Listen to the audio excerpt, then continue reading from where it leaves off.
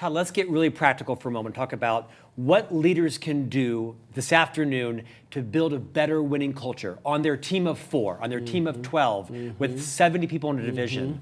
Rattle off a half dozen practical behaviors that anybody, regardless of the level of their leadership role, whether they're first level leader or a CEO, whether they're 20 or they're 60, whether they're hated or whether they're loved, some things people can do to immediately build a better culture that you've also probably gleaned from a lot of good stories and some coaching opportunities. Give me 5 or 6 things that people could do immediately. Leaders.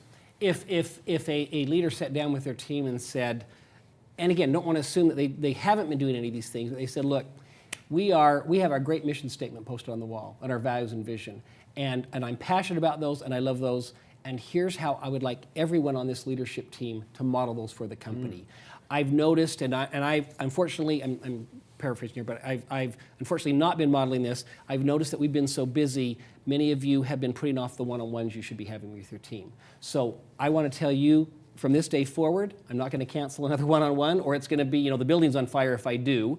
So I want you to hold me accountable to this. We are going to meet regularly. I find that one of the biggest, you asked about the elements of a great culture, communication is key. And again, to get real practical, communication meaning hold your one-on-ones with your team. You cannot skip those because they're a week, 2 weeks, 3 weeks go by, and yeah, I kind of know what's going on, but I really don't know what you're thinking. How are you feeling about things? So that communication is critical. Stop there a second. Okay. I think that's profound. What you're saying is, as a leader, they should demonstrate some self-awareness, humility, introspection, and connect the values on the wall to actionable behaviors in their team and admit that they themselves have often not rise to the standard and spell out exactly what we're all going to do to model those values.